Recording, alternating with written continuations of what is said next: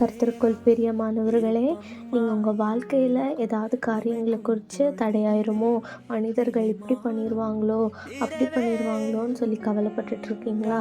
இன்னைக்கு கர்த்தராகிய ஆண்டவர் உங்களை பார்த்து சொல்கிறது என்னென்னா, உனக்கு விரோதமாக எழும்புகிற ஆயுதங்கள் வாய்க்காதே போகும்னு இயேசுப்பா அவங்கள பார்த்து சொல்கிறாங்க. நம்ம ஆண்டவருக்கு பிரியமான மனிதர்களாக இருக்கிறதுனால நமக்கு எதிராக சத்ருவானவன் நிறைய போராட்டங்களை கொண்டு வருவான். ஆனால் எதை குறித்தும் கவலைப்படாமல் ஆண்டவரிடத்துல நம்ம முழுமையாக ஒப்பு கொடுக்கும்போது, நீங்கள் ஆண்டவரை ஸ்தோத்திரிங்க, உங்கள் கஷ்டங்கள்லையும் ஆண்டவரை ஸ்தோத்திரிங்க. அவர் உங்களுடைய எல்லா கஷ்டங்களையும் மாற்றி உங்களுக்கு எதிராக எந்த ஆயுதங்களும் வாய்க்காதே போகும்படி செய்வார்.